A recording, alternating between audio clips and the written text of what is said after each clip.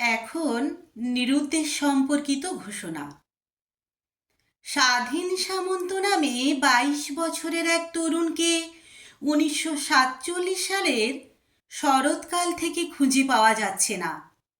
স্বাধীনের সাদা পায়রা ওড়ানোর শখ ছিল, গায়ক পাখির চিড়িয়াখানা করার ইচ্ছে ছিল। নিরুদ্দেশের সময় তার পরনে সবুজ রঙের পাঞ্জাবি ও নীলপাড় ধুতি ছিল। সন্ধান জানাবার ঠিকানা স্বদেশ সামন্ত, গ্রাম, থানা এবং জেলা ভরতপুর। সন্ধানদাতাকে একটি গ্রাম্য নদী, একটি সবুজ মাঠ ও 7,342টি গায়ক পাখি উপহার দেওয়া হবে। সত্যকিঙ্কর জহুরি নামে 51 বছরের এক প্রৌঢ়কে 1948 সালের মধ্যমগ্রাম থেকে খুঁজে পাওয়া যাচ্ছে না। সত্যকিঙ্কর গুরুজনদের পায়ের দিকে চোখ রেখে কথা কইতেন। কেউ মিছে কথা কইলে চটে যেতেন।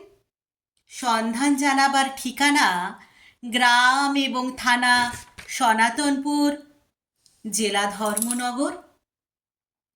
সন্ধানদাতাকে হিতোপদেশের মূল সংস্করণ এবং বিদ্যাসাগর রচনাবলী উপহার দেওয়া হবে। প্রীতিমিত্র নামে 19 বছরের এক তরুণীকে 1950 সালের জানুয়ারি থেকে খুঁজে পাওয়া যাচ্ছে না। প্রীতি রাখি পূর্ণিমায় রাখি বন্ধনের উৎসব করত।